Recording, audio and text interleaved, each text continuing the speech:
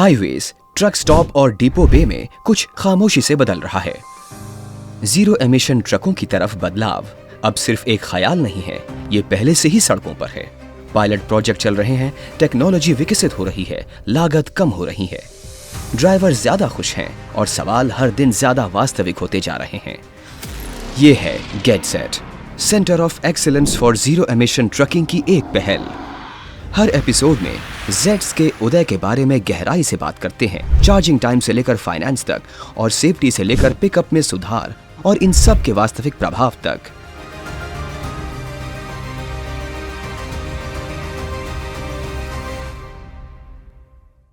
हमारे पिछले एपिसोड में हमने शून्य उत्सर्जन ट्रकों ZETs की नींव रखी थी। हमने देखा कि वो वास्तव में क्या थे और वो क्यों महत्वपूर्ण हैं और देश के लिए क्यों मायने रखते हैं। आज हम गियर बदलेंगे। हम ये समझने की कोशिश करेंगे कि वाहन निर्माता यानी ओरिजिनल इक्विपमेंट मैन्युफैक्चरर्स वो इस बदलाव को कैसे अपना रहे हैं। वो डीजल से शून्य उत्सर्जन ट्रकिंग की ओर इस बदलाव को कैसे देख रहे हैं। शून्य उत्सर्जन ट्रकों के परिवर्तन के लिए ट्रक निर्माताओं की भूमिका महत्वपूर्ण और डिजिटल दोनों है। जैसे जैसे जलवायु लक्ष्य सख्त होते जा रहे हैं और बाजार की गतिशीलता बदल रही है, निर्माताओं पर नई खोज करने, स्वच्छ उत्पादन को बढ़ाने और इकोसिस्टम के विकास का समर्थन करने का दबाव बढ़ रहा है। साथ ही साथ अपने और अपने ग्राहकों दोनों के लिए एक प्रतिस्पर्धी बाजार में व्यावसायिक रूप से व्यवहार्य बने रहना है। निर्माता इस आंदोलन के केंद्र में हैं, जिन्हें भारी वाहनों के डिजाइन, इंजीनियरिंग और उत्पादन की फिर से कल्पना करने का काम सौंपा गया है, जबकि कई ने पहले ही इलेक्ट्रिक और हाइड्रोजन ईंधन सेल प्लेटफॉर्म में निवेश करना शुरू कर दिया है। गति, नीतिगत समर्थन, बुनियादी ढांचे की तैयारी और ग्राहक स्वीकृति को लेकर सवाल बने हुए हैं। इस एपिसोड में हम अशोक लेलैंड का विजन सुनेंगे, हम उनकी रणनीति के बारे में जानेंगे और हम टिकाऊ परिवहन और शून्य उत्सर्जन ट्रकिंग की दिशा में उनके रोडमैप के बारे में भी सुनेंगे। साथ ही हम अशोक लेलैंड द्वारा इस काम को हाथ में लेने पर सामना की गई विभिन्न चुनौतियों का भी पता लगाएंगे। आज हमारे साथ हैं Shri Sanjeev Kumar, president trucks business Ashok Leyland. Sanjeev, जो एक अच्छे दोस्त हैं, उन्होंने न केवल अशोक लेलैंड के ट्रकिंग व्यवसाय को नई ऊंचाइयों पर ले जाने में मदद की है, बल्कि ये भी सुनिश्चित किया है कि अशोक लेलैंड इस बदलाव के दौरान देश को सुरक्षित और सुचारू रूप से चलाने के लिए आवश्यक कौशल प्रदान कर रहा है। बहुत बहुत स्वागत संजीव। हाय कार्तिक। अशोक लेलैंड जैसी एक लेगेसी OEM के लिए शून्य उत्सर्जन ट्रक में परिवर्तन का क्या मतलब है? आप अपने विचार हमें बता सकते हैं? अशोक लेलैंड की 75 साल की एक समृद्ध विरासत है और इस सफर के दौरान हमने कई बदलाव देखे हैं। अब हम शून्य उत्सर्जन ट्रैकिंग में इस बदलाव की बात कर रहे हैं। मुझे लगता है कि हमारे लिए जीवन में एक बार होने वाली घटना है और एक ऑर्गेनाइजेशन, संगठन के रूप में हम इसके लिए पूरी तरह से प्रबंधित हैं। जबकि भारत सरकार शून्य उत्सर्जन प्राप्त करने के लिए 2070 को एक लक्ष्य के रूप में बता रही है, हम अशोक लेलैंड में बहुत अलग लक्ष्य रखते हैं। हमारे पास LCV से लेकर 55 टनर तक ट्रकों और बसों की पूरी रेंज है। तो मुझे लगता है कि हम इस यात्रा को लेकर वास्तव में उत्साहित हैं और पिछले कुछ वर्षों में हमने EVs में भारी निवेश किया है। संजीव, हमसे जिस बारे में बात कर रहे हैं वो भारत सरकार की 2070 तक देश के स्तर पर नेट जीरो पर जाने की प्रतिबद्धता है और अशोक लेलैंड ने कुछ साल पहले जो घोषणा की थी वो 2048 के लिए नेट जीरो का लक्ष्य है, जो कि देश के बाकी हिस्सों से 22 साल पहले है और एक बहुत ही दूरदर्शी लक्ष्य है। लेकिन मुझे बताइए संजीव, आप मौजूदा लेगेसी बिजनेस को आने वाली नई तकनीकों के साथ कैसे संतुलित करने की योजना बना रहे हैं? आप पूरी ऑर्गेनाइजेशन में इसे कैसे अपनाते हैं? जब हम भारतीय CV उद्योग को देखते हैं तो विभिन्न प्रकार के अनुप्रयोगों के लिए विभिन्न वाहनों की भी आवश्यकता होती है।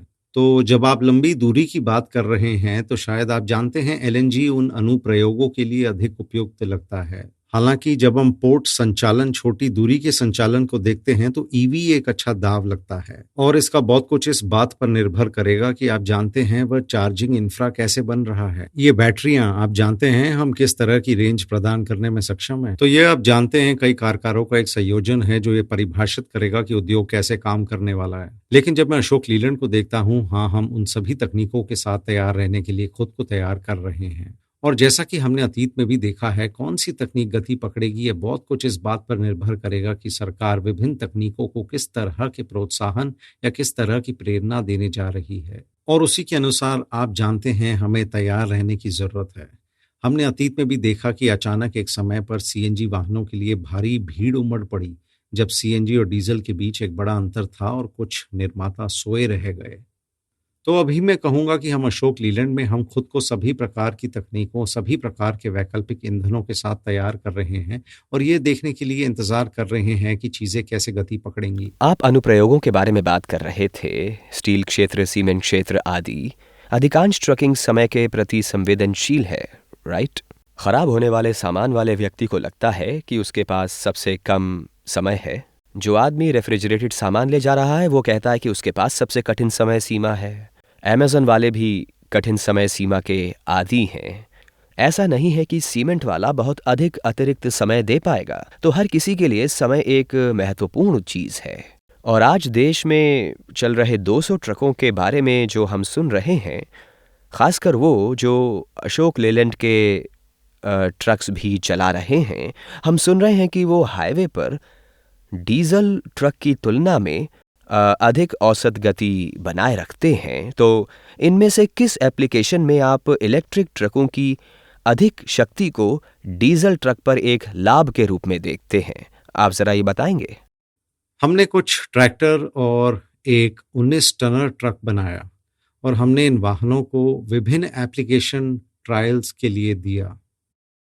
और जहां भी हमने ये ट्रक दिया है, ड्राइवर से प्रतिक्रिया मिली है कि इन ट्रकों में बेहतर खींचने की शक्ति है। वे डीजल ट्रकों की तुलना में अपने गंतव्य तक तेजी से पहुंच पा रहे हैं। हमने बॉम्बे और पुणे के बीच ट्रायल किए हैं, जिसमें स्टील कॉइल्स के साथ बहुत सारे घाट हैं और प्रदर्शन हमारे सामान्य 55 टन डीजल से बेहतर रहा है। हमने उनमें से एक ग्राहक के साथ एक ट्रायल किया जो पैकेज्ड, आप जानते हैं, भोजन का काम करता है, और वे ट्रक के प्रदर्शन से इतने खुश थे कि अब उन्होंने 119 टनर के अपने पूरे बेड़े को ईवी ट्रकों में बदलने का फैसला किया है। इसी तरह हम उत्तर में, आप जानते हैं, चीनी कंपनियों के साथ ट्रायल कर रहे हैं और प्रतिक्रिया अच्छी रही है। तो कुल मिलाकर मुझे लगता है कि टर्न अराउंड समय के मामले में विभिन्न अनुप्रयोगों में ईवी ट्रकों की यह स्वीकृति अच्छी लगती है। बहुत जल्द आप हमारे ट्रकों के बारे में सुनेंगे जिन्हें अमेज़न के वेंडर भी इस्तेमाल कर रहे हैं। हम सभी जानते हैं कि अमेज़न के पास अपने, आप जानते हैं, सामान की डिलीवरी के मामले में बहुत सख्त समय सीमा होती है, लेकिन हमने उनके साथ भी कुछ ट्रायल शुरू कर दिए हैं और ये सकारात्मक दिख रहा है। मुझे लगता है कि संपत्ति की लागत के अलावा बाकी सब कुछ ठीक हो रहा है, मैं कहूँगा। ये देखना दिलचस्प होगा कि जब आप पूर्ण शून्य उत्सर्जन तक पहुंचने की उम्मीद करते हैं तो उत्पाद रणनीति कैसी होगी। मुझे पता है आपका टारगेट 2048 का है, आपने ऐलान किया है, लेकिन आप उत्पाद रणनीति को उसमें कैसे देखते हैं? तो कार्तिक, ये है, आप जानते हैं, जब आप भारतीय सीवी उद्योग को देखते हैं तो आपको याद होगा कि हमने बसों से शुरुआत की थी और फिर आप जानते हैं धीरे धीरे ये एलसीवीज में भी हो रहा है। और जब आप देखते हैं कि बसों की संख्या कैसे बढ़ रही है तो मैं वास्तव में इससे प्रोत्साहित हूँ। और निश्चित रूप से ट्रकों की बात करें तो अभी ईवी ट्रकों की संख्या बहुत कम है और आप जानते हैं इसके लिए सभी हितधारकों से समर्थन की आवश्यकता होगी, जैसे कि मैंने पहले भी उल्लेख किया था। सरकार इसका समर्थन कैसे करने जा रही है? कैसे, आप जानते हैं, लोड प्रदाता, खासकर सीमेंट और स्टील क्षेत्र में इस कारण का समर्थन करने जा रहे हैं। और अंत में ग्राहक कैसे प्रतिक्रिया देंगे? मैं कई ग्राहकों से बात कर रहा हूँ, जबकि उनमें से कई, आप जानते हैं, इन ईवी ट्रकों में रुचि रखते हैं, लेकिन वे अपना मन बनाते नहीं दिख रहे हैं। वे इस मोड़ पर, आप जानते हैं, टीसीओ को लेकर निश्चित नहीं हैं और वे शायद कुछ अन्य ग्राहकों का इंतजार कर रहे हैं कि वे विश्वास की छलांग लगाएं और फिर आगे बढ़ें। मैं शायद ये नहीं बता पाऊंगा कि हम ईवी ट्रकों में बड़ी संख्या में कब वृद्धि देखेंगे। आपके अनुभव और ग्राहकों के साथ और सप्लाई चेन और उत्पाद विकास आदि में आपके सहयोगियों के साथ आपकी बातचीत से आज की तारीख में आप सबसे बड़ी चुनौती कहाँ देखते हैं और आज से 5 साल बाद आप सबसे बड़ी चुनौती कहाँ देखेंगे? देखिए, आप जानते हैं, जैसे कि आप जानते हैं, हम एक पुराने डीजल खिलाड़ी रहे हैं और हमारे पास डीजल वाहनों के लिए एक अच्छी तरह से स्थापित आपूर्ति श्रृंखला है। तो जब ईवीज की बात आती है तो इन ईवी ट्रकों में प्रमुख कंपोनेंट्स, चाहे वो बैटरी हो, मोटर हो आदि, सब कुछ आयात किया जाता है। और आप जानते हैं हमें एक ऐसे देश पर निर्भर रहना पड़ता है जहां बहुत सारी अनिश्चितताओं का सामना करना पड़ता है। और आपूर्ति श्रृंखला के अलावा हमें लागत में निरंतर परिवर्तन को भी देखना होगा। तो आप जानते हैं जब हमने शायद 3 साल पहले ये पूरी यात्रा शुरू की थी तो बैटरी की लागत बहुत अधिक थी।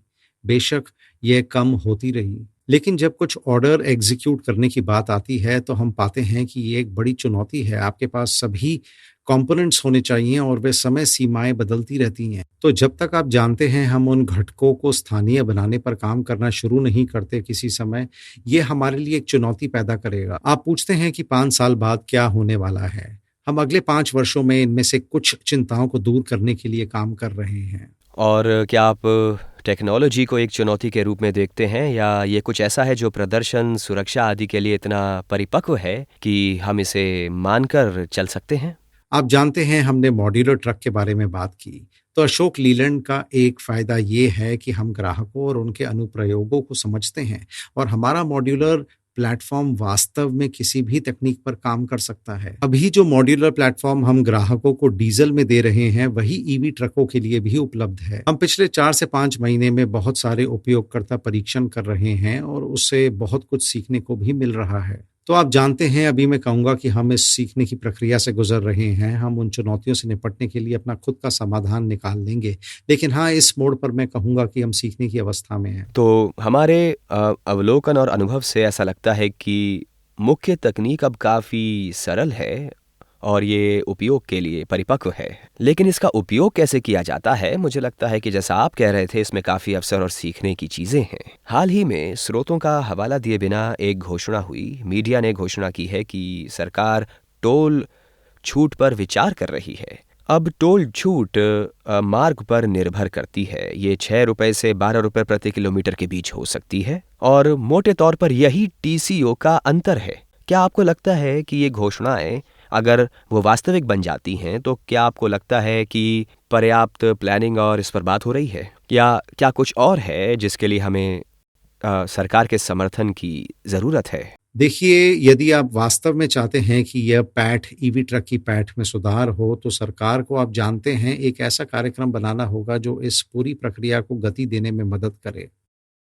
जबकि हमने बात की, आप जानते हैं, अभी मुझे लगता है कि ईवी ट्रकों पर 5% जीएसटी लगता है, तो शायद ईवी ट्रकों के लिए जीएसटी छूट का एक मामला बनता है। और आपने सही कहा कि आज टोल शुल्क, आप जानते हैं, किसी भी ट्रक वाले के लिए ईंधन जितना ही महत्वपूर्ण है। और आप जानते हैं टोल शुल्कों की छूट निश्चित रूप से मदद करेगी। और आप जानते हैं बैटरी के कारण ट्रक के वजन में वृद्धि को प्रबंधित करने के लिए जीवीडब्ल्यू में वृद्धि से संबंधित कुछ, ये उच्च रेंज वाले ट्रक बनाने में भी एक बाधा बन रहा है। आप जानते हैं जैसे जैसे आप बैटरी जोड़ते हैं आपके पेलोड से समझौता हो रहा है।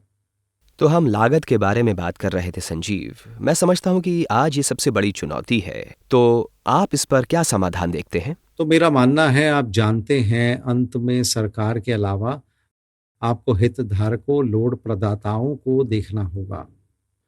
कुछ आप जानते हैं, बस आपको यह बताने के लिए कि हमने कुछ सीमेंट कंपनियों में क्या देखा है, जबकि वे भाड़े के मामले में कुछ भी अतिरिक्त प्रदान नहीं करने जा रहे हैं, लेकिन वे ग्राहकों के लिए आपको ग्रीन चैनल देने के लिए तैयार हैं। वे उन ट्रकों के लिए एक विशेष किलोमीटर चलने की प्रतिबद्धता के लिए भी तैयार हैं। तो हाँ, मुझे लगता है कि ये सरकारी नीतियों का एक संयोजन है, ये लोड प्रदाताओं और उनकी विचार प्रक्रिया का एक संयोजन है। आप जानते हैं कि वे कितनी तेजी से इस हरित तकनीक को अपनाना चाहते हैं। और सबसे महत्वपूर्ण बात यह है कि मैं कहूँगा कि ओईएम इस ट्रक को ग्राहक के लिए कैसे किफ़ायती बनाने जा रहा है। मुझे लगता है कि अंत में टीसीओ को फिट होना होगा और इसके लिए संपत्ति की लागत को कम होना होगा, जबकि यह कम हो रही है, लेकिन यह शायद और भी कम हो सकती है। यह इस बात पर निर्भर करता है कि बैटरी या मोटर की लागत कैसे कम होने वाली है। और सबसे महत्वपूर्ण बात चार्जिंग स्टेशनों की उपलब्धता, बिजली की लागत है, मुझे लगता है कि ये दोनों अन्य कारक हैं जो प्रभावित करेंगे, जो वास्तव में ईवी ट्रकों को अपनाने को सकारात्मक रूप से प्रभावित कर सकते तो हैं। क्या आप इसमें नए बिजनेस मॉडल देखते हैं? इस बारे में आपकी क्या राय है? हमने हाल ही में एमजी के बारे में सुना है, जो इस बैटरी को एक सेवा के रूप में बना रहा है। तो जो ये कह रहा है कि हम ईंधन का ध्यान रखते हैं, आप वाहन चलाते हैं और इसीलिए हमें ये देखना होगा कि ये एक अवधारणा के रूप में कैसे लोकप्रिय होने जा रहा है। और निश्चित रूप से एक बार जब आप बैटरी का समाधान कर लेते हैं, जो ईवी ट्रक के लिए एक प्रमुख कंपोनेंट है, तो टीसीओ आप जानते हैं अचानक किसी भी ऑपरेटर के लिए बहुत आकर्षक हो जाता है। और हमें कुछ इच्छुक पार्टियों, कुछ फाइनेंसरों के साथ काम करने की ज़रूरत है और ये देखने की ज़रूरत है कि क्या ये अवधारणा आप जानते हैं ट्रकों में दोहराई जा सकती है। तो अभी के लिए मुझे लगता है कि हम प्रारंभिक चरण में हैं, जहां हम इन हितधारकों को ईवी ट्रकों के बारे में समझा रहे हैं, लेकिन किसी समय ये एक समाधान के रूप में काम कर सकता है। क्या आप इसे ओईएम्स के बीच किसी प्रकार के कोलैबोरेशन को बढ़ावा देते हुए देखते हैं, जहां मान लीजिए टाटा मोटर्स और अशोक लेलैंड एक साथ बैठते हैं, और या सीएम वो एक साथ बैठते हैं और फाइनेंसर्स के साथ बिजनेस मॉडल की ज़रूरतों को संबोधित करते हैं? क्या आप ऐसी कोलैबोरेशन को सहायक मानते हैं? निश्चित रूप से, वास्तव में आप जानते हैं, मैंने उन चीज़ों के बारे में बात की जहां हमें सरकार से समर्थन की आवश्यकता है। निश्चित रूप से सायाम एक ऐसा मंच है जहां आप जानते हैं सभी ओईएम एक साथ आ सकते हैं और सरकार से हमें क्या समर्थन चाहिए, इस मामले में सायाम के साथ मिलकर काम कर सकते हैं। और दूसरी बात आप जानते हैं, जो मैंने चीन में जो देखा है उसके आधार पर महसूस किया, जहां बैटरी स्वैपिंग एक अवधारणा के रूप में धीरे धीरे लोकप्रिय हो रही है और यह उस चिंता का समाधान करता है। आप जानते हैं कि ऑपरेटर बैटरी चार्ज करने में जो समय बर्बाद करेगा, मान लीजिए जहां भी आपके पास चार्जिंग स्टेशन है, और ऐसा होने के लिए आप जानते हैं अगर हम सभी ओईएम वे एक साथ काम करते हैं और बैटरी के मानक पैक बनाने पर काम करते हैं, तो ये वास्तव में मदद करेगा। तो हाँ, मुझे लगता है कि मेरे सीमित ज्ञान के आधार पर मुझे लगता है कि सरकार के साथ काम करना, शायद आप जानते हैं बैटरी पैकों पर काम करना और फाइनेंसरों और बीमा कंपनियों के साथ भी मिलकर काम करने के और भी कई तरीके हो सकते हैं, ताकि उन्हें ये विश्वास दिलाया जा सके कि हम इस तकनीक के पीछे खड़े हैं। अंत में फाइनेंसरों के लिए वाहन का पुनर्विक्रय मूल्य, जब ग्राहक इसे वापस देता है या यदि ग्राहक वाहन सरेंडर कर देता है, तो वे वाहन का निपटान कैसे करते हैं। तो उन्हें अशोक लीलैंड या उद्योग में हमारे सहयोगियों जैसे स्थापित खिलाड़ियों से उस समर्थन, उस विश्वास की आवश्यकता है। तो अगर मैं अगले 10 सालों या अगले 20 सालों के बारे में कहूं, आपका अंतर्ज्ञान क्या कहता है? आपको क्या लगता है टीआईवी के कितने प्रतिशत उद्योग की बिक्री इलेक्ट्रिक होगी? मुझे पता है कि ये भविष्य में झांकने जैसा है, ये डेटा और तथ्यों पर आधारित नहीं है, लेकिन आपका अंतर्ज्ञान क्या कहता है? आपके क्या विचार हैं? 2035 में आप इस उद्योग को कैसे काम करता देखते हैं? संख्याओं के बारे में बात करने से पहले, जैसा कि मैंने उल्लेख किया, आप जानते हैं प्रोत्साहन नीतियां वे प्रमुख चालक होने जा रहे हैं। पीएम ई ड्राइव जैसा कुछ, जबकि मुझे लगता है कि उपलब्ध धन की मात्रा बहुत कम है। आप जानते हैं बुनियादी ढांचा, विशेष रूप से रैपिड चार्जिंग इंफ्रास्ट्रक्चर। मेरा मतलब है अभी भी आप जानते हैं ग्राहकों को रेंज के बारे में ये चिंता है। तो ये कुछ कारक हैं जिनके लिए हम अभी भी उत्तर खोजने की कोशिश कर रहे हैं। ये कहने के बाद आप जानते हैं मैं कुछ बड़े कॉरपोरेट्स से भी मिला हूं जो इस बदलाव को करने के लिए बहुत उत्सुक हैं। आप जानते हैं उन विक्रेताओं के संदर्भ में जिनके साथ वे अपनी खुद की खरीद के मामले में जुड़ रहे हैं, जहां वे इस ईवी इकोसिस्टम की और अपने कदम बढ़ाने के लिए बहुत उत्सुक हैं। मेरे लिए ये बहुत उत्साहजनक संकेत है कि हाँ, इस बदलाव पर वास्तव में चर्चा हो रही है और कम से कम कुछ कॉरपोरेट्स द्वारा इसे लागू किया जाएगा। तो मुझे लगता है कि जबकि अभी ये 1% भी नहीं है ट्रकों में किसी समय, मुझे निश्चित रूप से लगता है हमें दोहरे अंकों की पैठ तक पहुंचना चाहिए। आपकी जानकारी के लिए कोजेट आईआईटी मद्रास, हमने अभी अभी अपना विश्लेषण पूरा किया। हमें इसमें 18 महीने लगे। हम एप्लीकेशन वार गए, हमने उसके लिए बुनियादी ढांचे की चुनौतियों को देखा, हमने उसके लिए टीसीओ को विकसित होते देखा। 2035 तक ये 10% से कम है। और जो होता है वो ये है कि उसके बाद कुछ ऐसा ही होता है जो मल्टी एक्सल वाहनों के लिए हुआ था। ये बस तेज़ी से ऊपर जाता है, तो ये एक बहुत ही तेज़ हॉकी स्टिक कर्व है। और हम देख रहे हैं कि अगर हम कुछ भी नहीं करते तो भी लगभग 2057 तक हम 100% ZET हैं। और टोल और कुछ सब्सिडी में नीतिगत समर्थन के साथ ये लगभग 2047 तक हो जाएगा।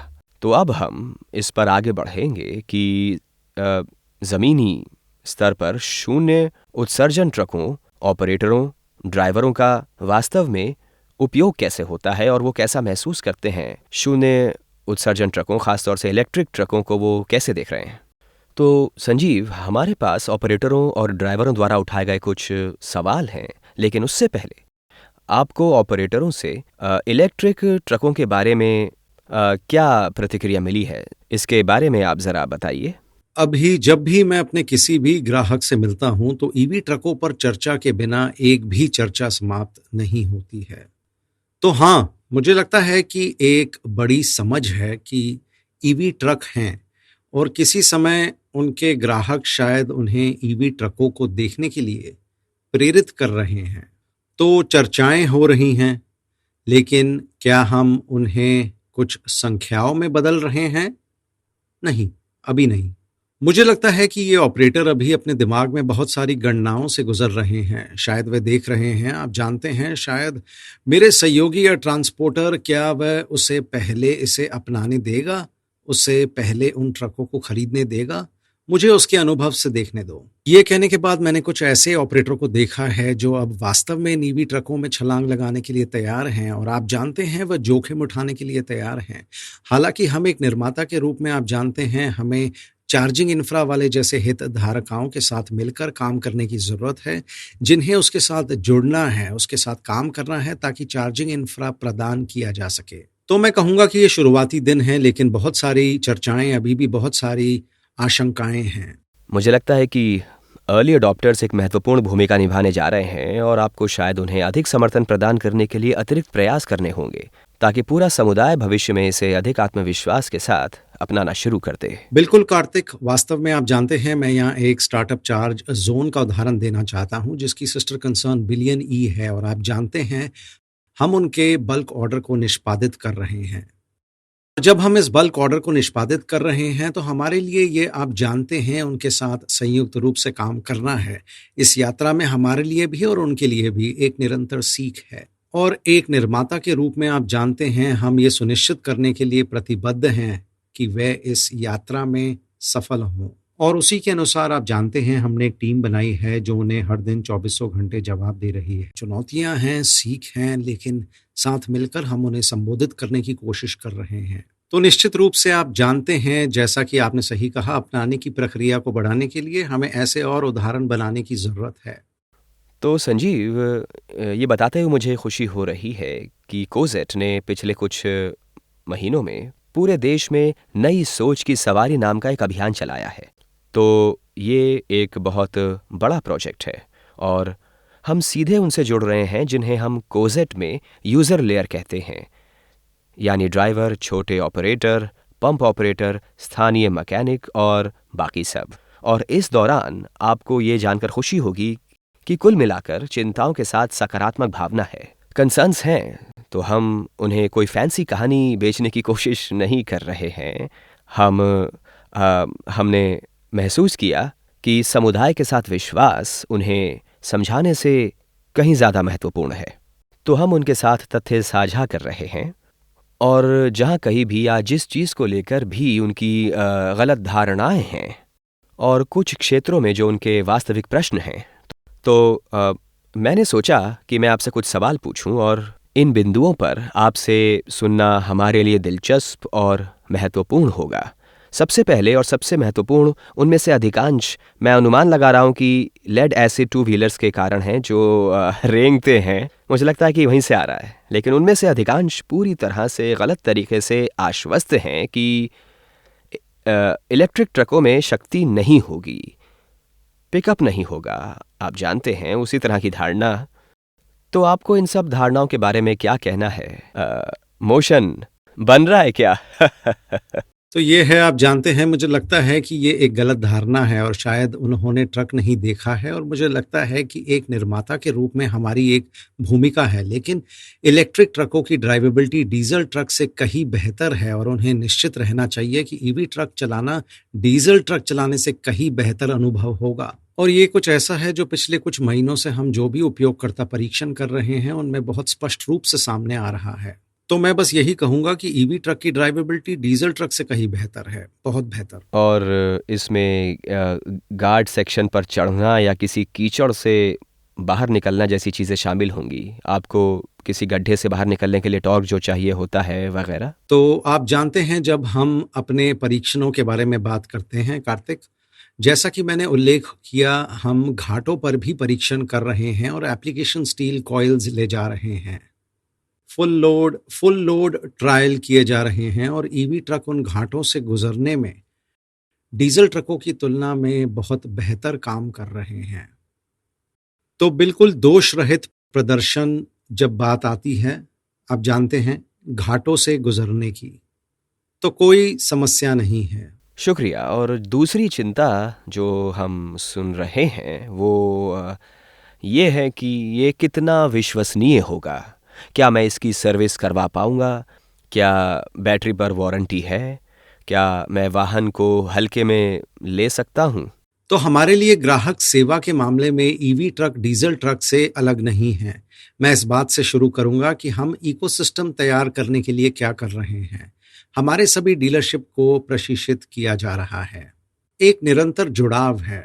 आप जानते हैं, हमारे पास भारत भर में 18 सेवा प्रशिक्षण केंद्र हैं और हर ऐसा प्रशिक्षण केंद्र हमारे चैनल भागीदारों को ईवी ट्रकों पर प्रशिक्षित करने के लिए सुसज्जित हो रहा है। हमारे पास ड्राइवर प्रशिक्षण के भी समान संख्या में मुद्दे हैं और हम ईवी ट्रकों पर ड्राइवरों को प्रशिक्षित करने के लिए नया ड्राइवर प्रशिक्षण कार्यक्रम भी शुरू करने जा रहे हैं। बैटरी के बारे में बात करते हुए मैं कहूंगा कि हमारे ईवी ट्रकों पर भी वैसी ही वारंटी होती है जैसे हम डीजल ट्रकों पर दे रहे हैं। और ईवी ट्रकों के मामले में हमने एक विशेष कार्यक्रम बनाया है जिसके तहत हम इन ईवी ट्रकों के लिए 10 साल तक का एएमसी दे सकते हैं। जब डीजल ट्रक की बात आती है तो हमारे पास 6 साल का एएमसी है, लेकिन ईवी ट्रकों के लिए हमने अब एएमसी बनाया है जो 10 साल तक जा सकता है। और इसमें पूरी बैटरी शामिल होती है? तो हमारे पास सभी विकल्प हैं। एक व्यापक विकल्प है जिसमें बैटरी भी शामिल है, और यदि ग्राहक बैटरी के साथ एएमसी नहीं चाहता है तो हम उसे बिना बैटरी के भी एएमसी दे सकते हैं। तो असल में ग्राहक को ही निर्णय लेना होता है। आज की तारीख में मोटे तौर पर उद्योग स्तर पर ज़रूरी नहीं कि अशोक लेलैंड, लेकिन आप 19 टन के ट्रक की लागत कहाँ देखते हैं? बेशक ये बहुत कुछ इस बात पर निर्भर करता है कि आप उसमें कितनी बैटरी डाल रहे हैं, और ये उपयोगकर्ता द्वारा किया जाता है। लेकिन 19 टन के ट्रक के लिए मूल्य सीमा और 55 टन ट्रैक्टर ट्रेलर के लिए मूल्य सीमा क्या है? जैसा कि आपने सही कहा कार्तिक, आप जानते हैं, ईवी ट्रक की मूल्य सीमा 2 कारकों पर निर्भर करती है। एक आपकी बैटरी है और दूसरा है मोटर। तो ये 2 महत्वपूर्ण घटक हैं जो इन इलेक्ट्रिक ट्रकों की लागत तय करते हैं। मैं कहूँगा, मोटे तौर पर अगर आप जानते हैं 300 किलोवाट घंटे को एक मानक बैटरी के रूप में रखते हुए, तो मैं कहूँगा कि ये 55 टनर के लिए लगभग 1 करोड़ है और 19 टनर ट्रक के लिए लगभग 70 लाख। जाने से पहले मैं अनुरोध कर रहा हूं कि आप हमें एक संदेश दें जो आप ट्रकिंग समुदाय के साथ साझा करना चाहेंगे। आप जानते हैं, ये बदलाव हमेशा चुनौतीपूर्ण होते हैं, लेकिन हम अशोक लीलैंड में इस बदलाव में आपका समर्थन करने के लिए प्रतिबद्ध हैं। हमारा लक्ष्य आपको विश्वसनीय, कुशल और पर्यावरण के अनुकूल वाहन प्रदान करना है ताकि हम सभी के लिए एक स्वच्छ और स्वस्थ भविष्य में योगदान कर सकें। तो अब हम इस एपिसोड के अंत तक पहुंच गए हैं। संजीव, मैं इस विषय पर आपके समय के लिए आपका बहुत बहुत आभारी हूं, और ये बहुत ही ज़रूरी है कि मार्केट अशोक लीलैंड जैसे स्थापित ब्रांड्स के आप जैसे लीडर्स से कुछ सुने।